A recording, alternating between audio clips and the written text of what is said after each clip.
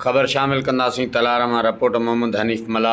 National company सन group पारां Asad rice mill में सारियुनि जी बहितर पैदावार जे हवाले सां सेमिनार मुनक़िद कयो वियो, जंहिंमें BM रज़ा मोहम्मद, RSM अब्दुल हफ़ीज़, ASM हसन बाजवा ऐं डीलर ग़ुलाम शबीर ख़्वाजा सेमिनार खे ख़िताब कयो। तलारा ऐं भरपासे जे ज़िमीदारनि वॾे अंग में शिरकत कई। उन मौक़े ते रज़ा मोहम्मद, अब्दुल हफ़ीज़ ऐं डीलर ग़ुलाम शबीर ख़्वाजा सेमिनार खे ख़िताब कंदे चयो त असांखे भरपूर पैदावार हासिल करण लाइ सन ग्रुप कंपनी जा ॿिज पोखणु घुरिजनि। हिन महांगाई जे दौर में फ़ी एकड़ ते ख़र्च वधीक थिए थो। हाइब्रिड ॿिज पोखण सां बहितरीन पैदावार ॾियनि था। सुठे नाले वारी कंपनी जा ॿिज पोखिया वञनि, जीअं सुठी पैदावार थियण सां गॾु मुनाफ़े बख़्श बचत बि थींदी। सेमिनार मुनक़िद करण जो मक़सदु ज़िमीदार भाइरनि खे मौसमनि जी तब्दीलीअ जे हिसाब सां आगाही ॾियणु आहे। असांजी सन ग्रुप कंपनी हर शहर में सेमिनार मुनक़िद करे ज़िमीदारनि तोड़े हारियुनि खे आगाही ॾियूं पिया। उन सां असांखे ॼाण हासिल थिए थी, ज़िमीदार बि ॼाण हासिल कनि था।